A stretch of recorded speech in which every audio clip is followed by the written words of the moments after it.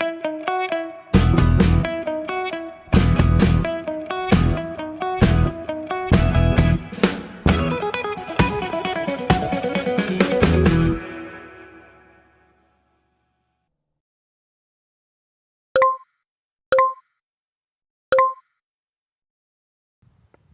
ప్రార్థన అనే కార్యక్రమానికి ప్రియతల్లులందరికీ స్వాగతం. తల్లి ప్రార్థన రెండవ రోజు మన బిడ్డలు నిబంధన వారసులు అనే అంశాన్ని మనము ధ్యానిస్తున్నాం. కవనెంట్ క్యారియర్స్ అని. పిల్లరా, ఆదికాండము 17వ అధ్యాయము 7వ వచనంలో వాక్యం ఏం పలుకుతుందంటే, దేవుడు అబ్రహాముతో మాట్లాడుతున్నాడు. ఆయన అంటున్నాడు, నేను నీకును నీ తర్వాత నీ సంతతికి నేను దేవుడై ఉంటాను. నీకును నీ తర్వాత నీ తరముల వారికి మీ సంతానం అందరితో కూడా నేను నిత్య నిబంధనను నేను స్థిరపరుస్తాను, ఒడంబడికను నేను స్థిరపరుస్తాను అని దేవుడు వాగ్దానం ఇస్తూ ఉన్నారు. ప్రియులరా, ఒక తల్లి కలిగి ఉన్న విశ్వాసము అది తల్లికి దేవుడికి మధ్య వ్యక్తిగతంగా ఉన్న సంబంధం కాదు. ఒక తల్లి దేవుని సహవాసంలో ఉంటే, ఒక తల్లి దేవునిలో నడిస్తే అది ఆమె తర్వాత తరాలకు కూడా అది చెందుతుంది. దేవుడు ఒక వ్యక్తిని చూస్తుంటున్నప్పుడు ఆ వ్యక్తిని మాత్రమే కాదండి, ఆ వ్యక్తి లోపల తన తర్వాత తరాలను కూడా దేవుడు చూస్తాడు. దాని తర్వాత జాతులని దేవుడు చూస్తాడు. ప్రియులారా, అంటే దేవుడు మన తరాలతో ఆయన నిబంధన చేసేవాడు అని వాక్యం తెలియజేస్తూ ఉంది. ఒక తల్లి విశ్వాసంలో ఉంటే ఆ విశ్వాసము ఇప్పటి వరకే కాదండి, ఆ విశ్వాసము తన బిడ్డల జీవితంలో కూడా అది ప్రతిధ్వనిస్తుంది. అంటే ఈకో అంటారు కదా, ఏదైనా ఒక శబ్దం చేసినప్పుడు ఆ శబ్దం వెళ్ళి దేనికైనా తాకి మళ్ళీ తిరిగి వస్తుంది, మనకు రీసౌండ్ వినిపిస్తుంది. అలాగే ఒక తల్లి విశ్వాసంలో నడిస్తే ఆ విశ్వాసము దేవుని యొద్దకెళ్ళి మళ్ళీ తిరిగి అది వచ్చి తన బిడ్డల జీవితంలో బిడ్డల జీవితంలో అది ప్రతిధ్వనిస్తుంది. ఒక తల్లి చేస్తున్న ప్రార్థన ఆమెతో అది ఆగిపోదు ప్రియులరా, తరాలలో అది ఫలం చూపిస్తుంది. కొన్నిసార్లు బిడ్డలకు తెలియదు తల్లి ఎంత ప్రార్థిస్తుందని, బిడ్డలకు తెలియదు తల్లి ఎంత కన్నీరు విడుస్తుందని. కానీ ప్రియ తల్లి వెనువెంటనే నువ్వు దాని జవాబు చూడకపోవచ్చు, కానీ తప్పకుండా అది మీ బిడ్డల జీవితంలో ప్రతిధ్వనిస్తుంది. ఒక తల్లి చూపించే విధేయత, ఒక తల్లి చూపించే విశ్వాసం, ఒక తల్లి చేసే ప్రార్థన, ఒక తల్లి కన్నీటి ప్రార్థన చేస్తుండగా అవన్నీ కూడా బిడ్డల జీవితంలో నిశ్చయంగా ప్రతిధ్వనిస్తాయి. నిశ్చయముగా వాటి ఫలాన్ని బిడ్డలు చూస్తారు ప్రియులారా.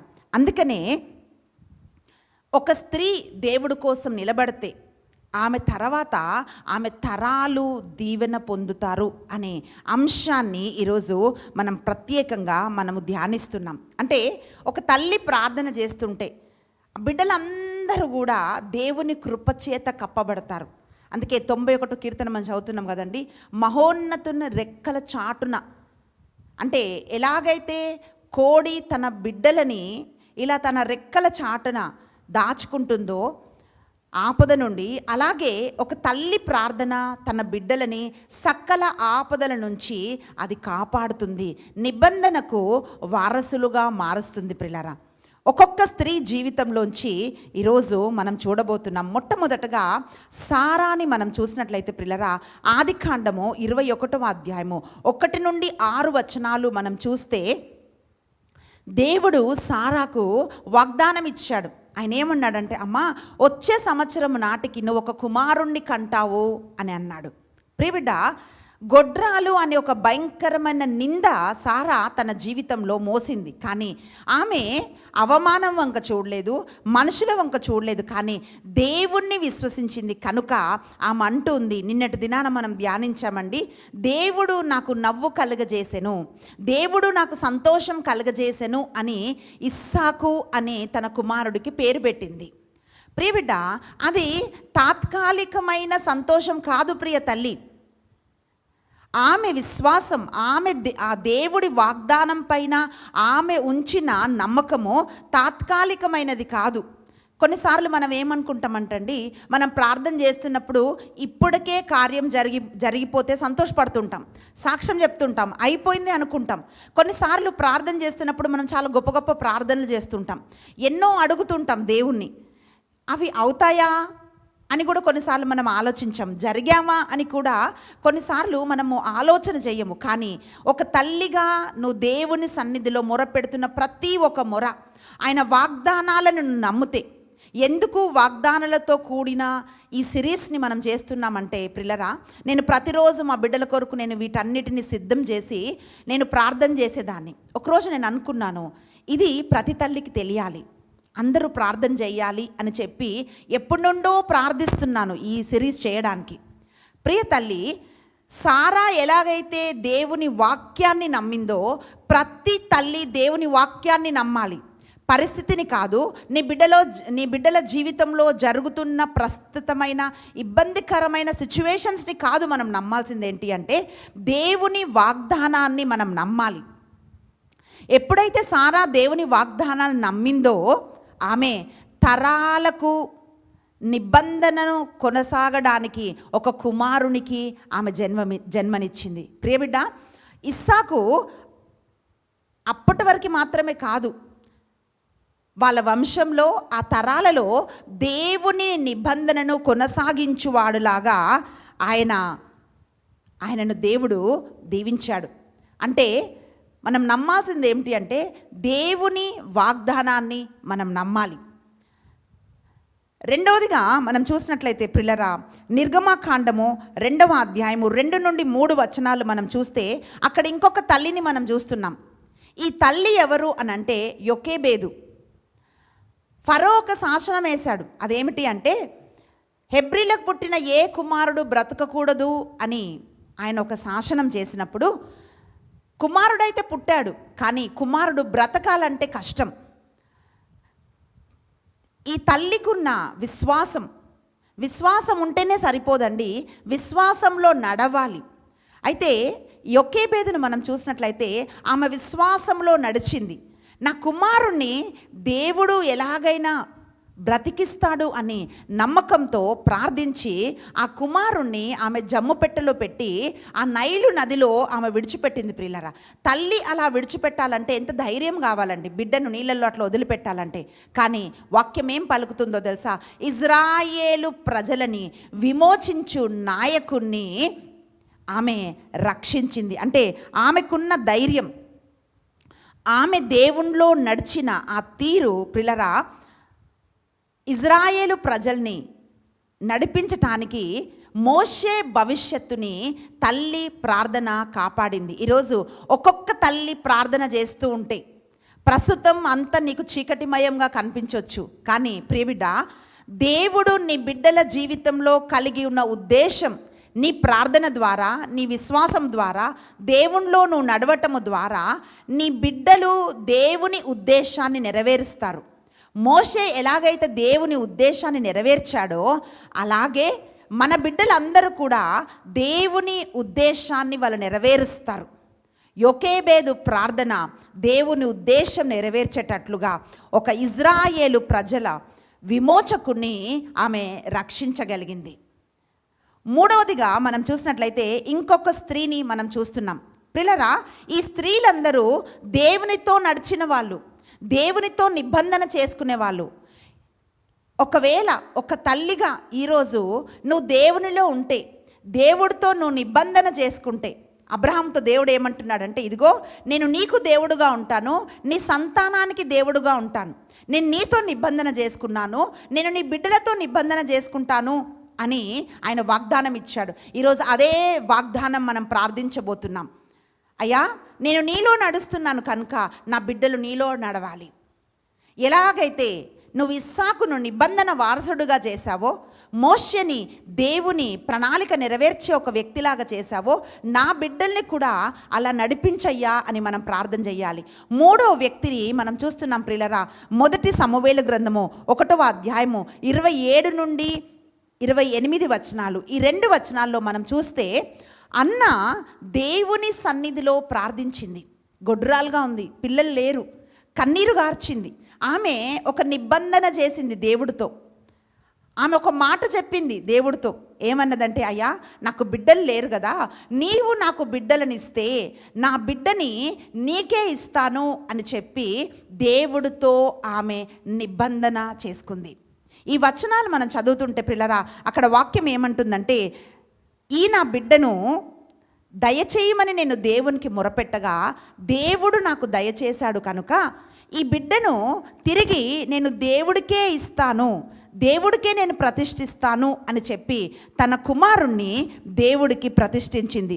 ఇక బ్రతుకు దినములన్నిటా వాడు యెహోవాకు ప్రతిష్ఠించిన వాడని పిలువబడును అని చెప్పి తల్లి దేవుడికి సమర్పించింది.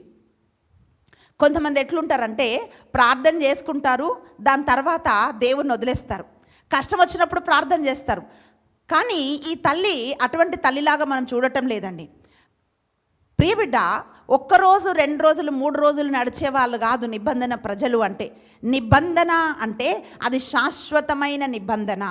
ఎప్పుడు దేవునిలో మనం నడుస్తుంటున్నప్పుడు, దేవుని మనస్సెరిగి మనం నడుచుకుంటున్నప్పుడు, మనం అన్నాన్ని చూస్తున్నాం. ఆమె ఏదైతే ప్రార్థన చేసిందో, ఏ మాట అయితే దేవుడికి ఇచ్చిందో ఆ మాట నెరవేర్చుకోవటానికి తన కుమారుణ్ణి తీసుకొని వచ్చి దేవుని మందిరంలో ఆమె విడిచిపెట్టింది. అప్పుడు ఆమె ఏమంటుంది తెలుసా? బ్రతుకు దినములన్నిటా యావేకు ప్రతిష్ఠించబడినవాడు అని నా కుమారుడు పిలువబడతాడు అని దేవుడి కోసం తన కుమారుణ్ణి ఆమె ప్రతిష్ఠించింది. ప్రియ సహోదరి, ప్రియ తల్లి, ఆ తల్లి చేసిన ప్రార్థన, ఆ తల్లి చేసిన నిబంధన ఆ బిడ్డ జీవితంలోని పిలుపుని కాపాడింది. అంటే దేవుడు సమూయేలుని ఎంపిక చేసుకున్నాడు. కానీ ఒకవేళ తల్లి పాలు విడిచిన తర్వాత కుమారుణ్ణి తీసుకొని వచ్చి దేవుడికి ఇవ్వకపోతే ఆ పిలుపులో అతను నిలబడేవాడు కాదు. ఒకరోజు ఒక తల్లి తన కుమారుడు భయంకరమైన ఒక వ్యాధితో హాస్పిటల్లో ఉన్నప్పుడు ఆమె ఒక మాట చెప్పింది, ఒకవేళ నా కుమారుడు బ్రతికితే దేవుని సేవకు నేను నా కుమారుణ్ణి ఇస్తాను అని చెప్పి దేవుడితో నిబంధన చేసింది. తను బాగుపడ్డాడు, మంచిగా అయ్యాడు, ఆరోగ్యం వచ్చింది. కొద్ది రోజుల తర్వాత దేవునిలో మెల్లిగా పడిపోయింది. నేను చాలాసార్లు చెప్పాను, అక్క నీ కుమారుని దేవుడికి ఇస్తానన్నావు కదా, దేవుడికి ఇవ్వడం అంటే ఏంటి? దేవుడు పని చేయటానికి దేవుని మందిరంలో ఆ రోజు సమూయేలు చేసినట్లాంటి సేవ కాదు కదండి సమర్పణ అంటే. ఈ రోజుల్లో కనీసం దేవుని మందిరానికి తీసుకురావాలి, ప్రార్థన చెయ్యాలి కదా, దేవునిలోకి నడిపించాలి కదా అని చెప్తున్నప్పుడు ఇంకంత బాగలేదు అది ఇది అని ఎన్నెన్నో రీజన్స్ చెప్తూ ఉండేదండి. కొద్ది రోజుల తర్వాత అంటే కొన్ని ఇయర్స్ అయిపోయింది, మళ్ళీ ఏదైతే వ్యాధి పోయింది అనుకొని ఆమె దేవుని విడిచిపెట్టిందో ఆ వ్యాధి మళ్ళీ తిరిగి వచ్చింది, ఆ కుమారుడు చనిపోయాడు. ప్రియ తల్లి, ఈరోజు అలాంటి తల్లిలాగా అన్న లేదండి. అన్న ఎలా ఉంది అంటే దేవుని సన్నిధిలో ఏ వాగ్దానం చేసిందో ఆ వాగ్దానాన్ని ఆమె నిలబెట్టింది. అంటే నిబంధన చేసిన తల్లి తన కుమారుడి జీవితంలో పిలుపులు నిలబెట్టింది. ఈరోజు చాలామంది, కొంతమంది యవనస్తులు చెప్తుంటారు, అక్క నాకు దేవునిలో ఎదగాలనుంది కానీ మా అమ్మ అనుమతించట్లేదు, దేవునిలో ఎదగాలనుంది కానీ మా నాన్న అనుమతించట్లేదు. అంటే దేవుడు పిలుపు కలిగిన వాళ్ళని కూడా తల్లిదండ్రులు ఆటంకపరిచే వాళ్ళు చాలామంది ఉన్నారు. కానీ ఆటంకపరిచే ఒక తల్లిలాగా లేదు. ఒక యవ్వనస్తురాలు చెప్తుందనమాట, దేవుని మందిరానికి వెళ్తే అంటే వాళ్ళ మమ్మీ భయంకరంగా తిడుతుందంట, భయంకరంగా హింసిస్తుంది. ఇది నేనేం స్టోరీ చెప్పట్లేదండి, కట్టుకథలు చెప్పటం లేదు ప్రియులారా.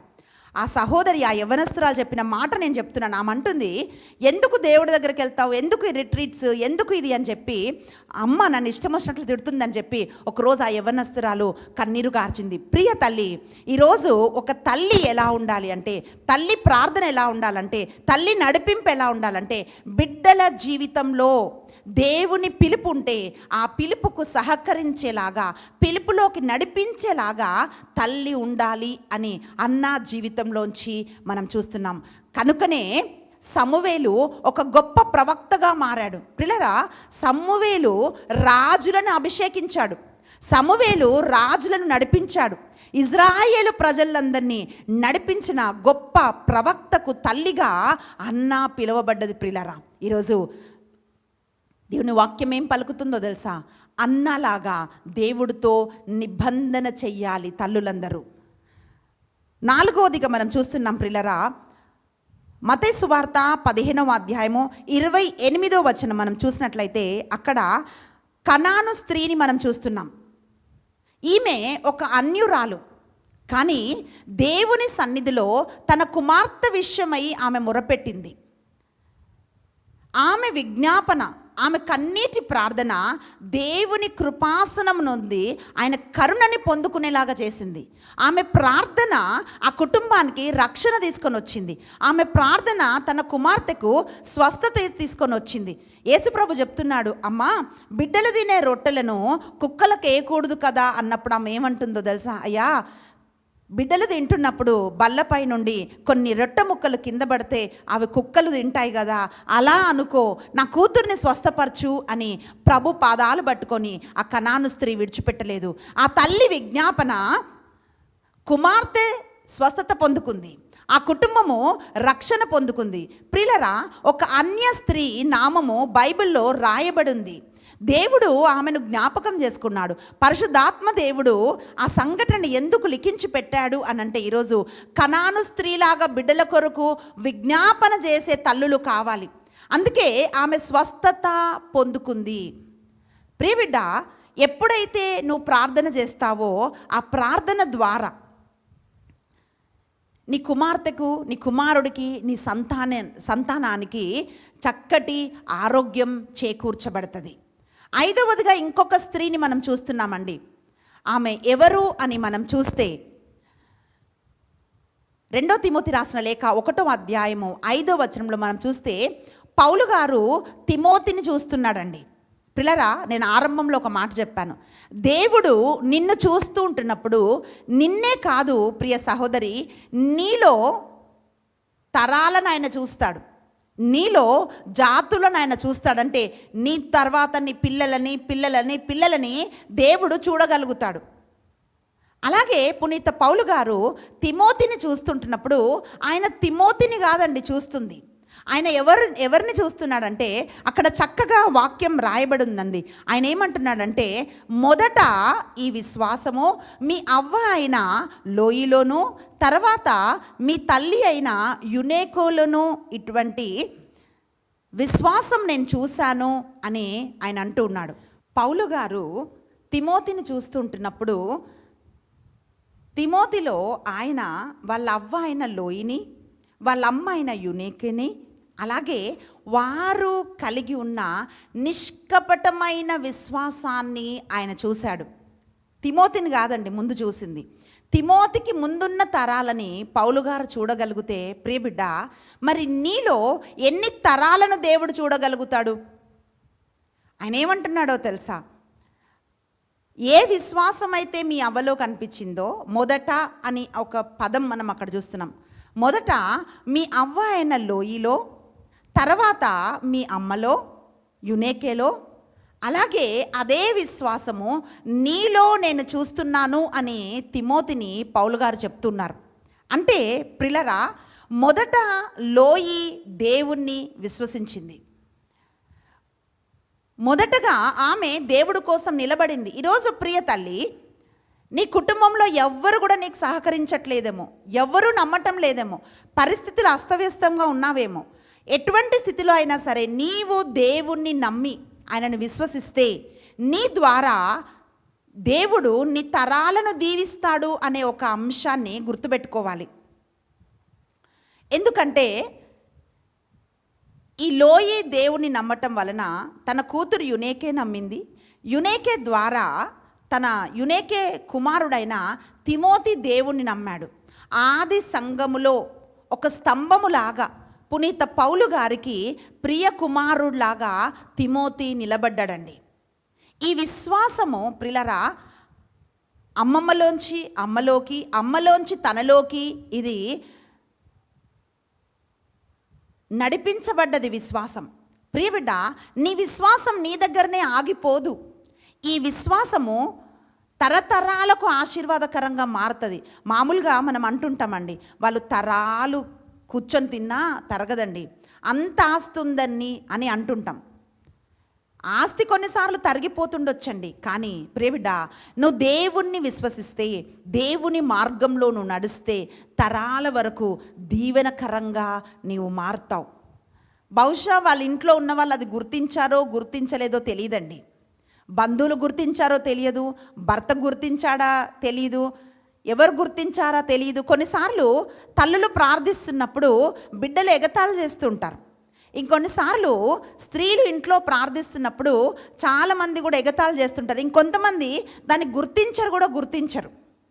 కానీ ప్రియబిడ్డ, మనుషులు గుర్తించినా గుర్తించకపోయినా ఒక తల్లిగా నువ్వు ప్రార్థన చేస్తున్నప్పుడు ప్రార్థనకు మోకరించిన ప్రతిసారి నువ్వు జ్ఞాపకం పెట్టుకోవాలి. ఏమిటి అంటే, నువ్వు కారుస్తున్న ప్రతి కన్నీరు, నువ్వెత్తుతున్న చేతులు, మోకరిస్తున్న మోకాళ్ళు, దేవుని సన్నిధిలో నువ్వు ఏదేదైతే మొరపెట్టి ఆశపడి ప్రార్థించి అడుగుతున్నావో నిశ్చయముగా వాటన్నిటికీ దేవుడు జవాబిస్తాడు. తరాలకు ఆశీర్వాదకరంగా నిన్ను మారుస్తాడు ప్రియ తల్లి. మరి తరాలకే మారుస్తాడంటే మరి నా బిడ్డ ఏంటి అని నువ్వు కలత చెందటం అవసరం లేదు. అందుకే దేవుడు ఏమంటున్నాడో తెలుసా? అబ్రహామును దర్శించినప్పుడు అబ్రహాముకి పిల్లల పుట్టక మునిపి ఆయన ఏమంటున్నాడంటే, అబ్రహాము తన సంతతి వారిని నా ఆజ్ఞల్లో నడిపిస్తాడని నాకు తెలుసు అని దేవుడు అంటున్నాడు. అబ్రహాముకి ఇంకా సంతానం లేరు అప్పుడే, కానీ అబ్రహాము సంతానం కలగబోతుందని, ఆ సంతానం దేవునిలో నడుస్తారని దేవుడికి తెలుసు ప్రియబిడ్డ. అందుకే అబ్రహాము తర్వాత ఇస్సాకు తర్వాత యాకోబుని మనం చూస్తుంటున్నప్పుడు దేవుడు ఏమంటున్నాడో తెలుసా? నేను అబ్రహాము దేవుడను, ఇస్సాకు దేవుడను, యాకోబు దేవుడను అని చెప్పి వాళ్ళని దర్శిస్తూ ఉన్నాడు. ప్రియబిడ్డ, ఈరోజు దేవుడు నిన్ను, నీ సంతానాన్ని కూడా అలాగే దర్శిస్తాడు. ఆయన తరతరాలకు ఆయన దేవుడై ఉన్నాడు. అందుకే కీర్తన 90లో మనం ఏం చూస్తున్నామంటే, అయ్యా తరతరములకు నీవే మా నివాస స్థలము అని భక్తుడు ప్రార్థిస్తున్నాడు. అంటే తరతరములకు ఓన్లీ ఇప్పటి వరకే కాదండి. చాలామంది ఒక రాంగ్ కాన్సెప్ట్ ఉంటుంది. అదేంటి అంటే, దేవుడు అంటే ఇప్పటి అవసరం అంతే. ఇప్పుడు జ్వరం వచ్చింది, ఇప్పుడు అప్పులు వచ్చాయి, ఇప్పుడు బాధలు వచ్చాయి, ఇప్పుడు కష్టాలు వచ్చాయి, ఇప్పుడు ఏదో ఈ కష్టం గట్టెక్కాలి, అందుకే దేవుడిని నమ్ముకుంటుంటారు, దేవుడి దగ్గరకు వస్తుంటారు. ప్రియబిడ్డ, అందుకైతే రానవసరం లేదు. నువ్వు ఏం గుర్తుపెట్టుకోవాలి అంటే, నీ దేవుడు ఇన్స్టెంట్గా ఇప్పుడు చేసి నిన్ను వదిలిపెట్టేవాడు కాదు, మనుషులు వదిలేస్తున్నట్టు. నీ దేవుడు ఒక్కసారి నిన్ను పట్టుకున్నాడంటే తరతరాల వరకు నిన్ను ఆయన విడిచిపెట్టడు. కొన్నిసార్లు నీ బిడ్డలకు తెలియదు నువ్వు చేసిన ప్రార్థన, కానీ దేవుడు ఏమంటాడో తెలుసా? ఇస్సాకుతో అంటున్నాడు, యాకోబుతో అంటున్నాడు. యాకోబు వెళ్తున్నాడు ఎక్కడో మోసం చేసి. ఆయన ఏమన్నాడంటే, అయ్యా అబ్రహాము దేవుడును, నీ తండ్రి అయిన ఇస్సాకు భయపడిన దేవుడను నేను అంటున్నాడు. ఇస్సాకు దేవుని అందు భయభక్తులు కలిగి ఉన్నాడు. ఎందుకంటే తల్లి సారా దేవుని వాగ్దానాలను నమ్ముకొని గర్భం ధరించింది. కాబట్టి వినుట వలన విశ్వాసం కలుగును, అది క్రీస్తు యేసు గురించిన మాట వలన కలుగును అని మనం వాక్యం చూస్తున్నాం. అంటే ఆ వాక్యం, వాగ్దానం అంటే దేవుని వాక్యం కదండి, దేవుని మాట. ఆ మాట ఆమె నమ్మి దాన్ని ఆమె కన్సీవ్ అయింది. ఆ మాట ఆమె నమ్మి ఇస్సాకును గర్భం ధరించింది. కనుక ఇస్సాకులో మనం చాలా దైవభక్తిని మనం చూస్తాం ఇస్సాకు గురించి మనం చదువుతున్నప్పుడు. అందుకే దేవుడు ఏమంటుండో తెలుసా? ఇస్సాకు భయపడిన దేవుడను నేను అంటున్నాడు. కారణం ఏమిటంటే, సారా దేవుని వాగ్దానాలను నమ్మింది. ప్రియబిడ్డ, సారాలో ఉన్న విశ్వాసము ఇస్సాకులోకి వచ్చింది. యోకేబేదులోని ఆ ధైర్యము మోషేలోకి వచ్చింది. యోకేబేదు ఎట్లా దేవునిలో నడిచిందో మోషే కూడా ఇజ్రాయేలు ప్రజల్ని అట్లా దేవునిలో నడిపించాడు. ప్రియులారా, మనం చూస్తున్నాము, అన్న దేవుడికి తన కుమారుణ్ణి సమర్పించింది. అలాగే సమర్పణ కలిగి ప్రతిష్ఠితుడుగా సమూవేల్ని మనం చూస్తున్నాం. లోయలో ఉన్న నిష్కపటమైన విశ్వాసము, యునేకలో ఉన్న నిష్కపటమైన విశ్వాసము తిమోతిలో కూడా మనం చూస్తున్నాం. ప్రియులారా, కనుక ఈరోజు మనం ఏం గుర్తుపెట్టుకోవాలంటే, అది ఓన్లీ ఇప్పటి వరకు సంబంధమైనది కాదు. మన దేవుడు తరతరాలకు ఆయన దేవుడు. మన బిడ్డలు నిబంధనకు వారసులు. అందుకే ప్రియబిడ్డ, ఈ వాగ్దానం ఎత్తిపట్టి ప్రార్థన చేయాలి. ఆదికాండము 17వ అధ్యాయము 7వ వచనము మనము ఈరోజు ఈ వాగ్దానం ఎత్తిపట్టి మనం ప్రార్థన చేయబోతున్నాం. దీన్ని విశ్వసించి మనం ప్రార్థన చేయబోతున్నాం. నీతోనే ఇది ఆగిపోదు, తరతరాలని దేవుడు దీవిస్తాడు. కనుక సారాలాగా దేవుని వాగ్దానాలని మనం పట్టుకోవాలి. యొకెబేదులాగా దేవుని విశ్వసించి ఆయనలో మనం నడవాలి. అన్నాలాగా మన బిడ్డలని దేవుడికి మనం ప్రతిష్ఠించాలి. కనాను స్త్రీలాగా దేవుని కృప కొరకు, కనికరం కొరకు, స్వస్థత కొరకు, మనము రక్షణ కొరకు దేవుని సన్నిధిలో మనం ప్రార్థన చేయాలి. లోయలాగా, యునేకేలాగా నిష్కపటమైన విశ్వాసము మనం కలిగి ఉండాలి. అప్పుడు మన బిడ్డలు తరతరాల వరకు ఆశీర్వాదకరంగా మారుతారు. ప్రియ తల్లి, ఒక్క నిమిషం నువ్వు కళ్ళు మూసుకుంటావా? ఒక్క నిమిషం నువ్వు ఆలోచించు. నీ విశ్వాసం అది నీతోనే కాదు, అంటే ఒక వ్యక్తిగతంగా నీతో మాత్రమే ఆగిపోయేది కాదు. ఏదో కొద్ది రోజులు నీ జీవితంలో కార్యం చేసి నిన్ను విడిచిపెట్టేవాడు కాదు నీ దేవుడు. కొంతమంది ఇప్పుడు చెప్పిన మాట రేపు మర్చిపోతారండి. ఇప్పుడు ఇచ్చిన మాట రేపు మర్చిపోతారు, మనని గుర్తుపట్టలేరు. కానీ దేవుడు ఏమంటున్నాడు తెలుసా? ఆయన ఇచ్చిన మాటను ఆయన ఎప్పుడూ మర్చిపోడు. నీ బిడ్డల్ని చూస్తున్నప్పుడల్లా నీ ప్రార్థన దేవుడికి జ్ఞాపకం వస్తుంది. నీ బిడ్డలు దేవుని సన్నిధికి వచ్చినప్పుడల్లా నువ్వు ఎంత కన్నీరు గార్చావో, ఏం మొరపెట్టావో వాటన్నిటినీ దేవుడు జ్ఞాపకం చేసుకుంటాడు. ఆ నిబంధనలోకి నీ బిడ్డలందరూ అంటే నడిపించబడతారు. ఆశీర్వాదంలోకి వాళ్ళు నడిపించబడతారు. కళ్ళు మూసుకుందాం, మనము ప్రార్థన చేద్దాం. స్తోత్రము నాయన, పరిశుద్ధాత్ముడా, నా తండ్రి, నీకే వందనాలు, స్తుతులు, స్తోత్రాలు ప్రభువా. అయ్యా, ఈరోజు మా బిడ్డలని మీ పాద సన్నిధిలోకి మేము సమర్పిస్తున్నాం. ఎంతమంది తల్లులు నిన్ను విశ్వసించారో, నీలో నడుస్తున్నారో, నీకు విధేయత చూయించారో ప్రభువా. అయ్యా, అనుదినము దివ్యబలి పూజలో, ప్రార్థనలో, వ్యక్తిగత ప్రార్థనలో అయ్యా వారి బిడ్డల్ని మీకు సమర్పిస్తున్నారో అన్నాలాగా ఎంతమంది తల్లులు రహస్యంగా కన్నీరు విడుస్తున్నారో నాయన. నువ్వు నిబంధనను కొనసాగించు దేవుడవు, దాన్ని స్థిరపరచువాడవయ్యా. చేసిన ప్రతి ప్రార్థనకు జవాబిచ్చే దేవుడవు, జ్ఞాపకం ఉంచుకునే దేవుడవు, మాట నెరవేర్చువాడవయ్యా. ఈరోజు మా బిడ్డలందరినీ మీ పాద సన్నిధిలోకి మేము సమర్పిస్తున్నాము. ప్రియ తల్లి, నువ్వు ఏదేదైతే ప్రార్థన చేస్తున్నావో చేతులెత్తి ఒక్క నిమిషం ప్రభు పాద సన్నిధిలోకి నీ బిడ్డల్ని సమర్పించు. చేతులెత్తి నువ్వు ప్రార్థన చేయి. హల్లెలూయా, హల్లెలూయా, హల్లెలూయా. స్తోత్రం నాయన.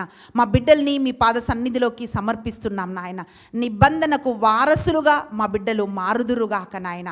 అయ్యా, నిశ్చయముగా తరతరాలు నా కుటుంబంలో ప్రభువా అయ్యా నీ నిబంధనను కొనసాగించువారు లేపబడుదురుగాక.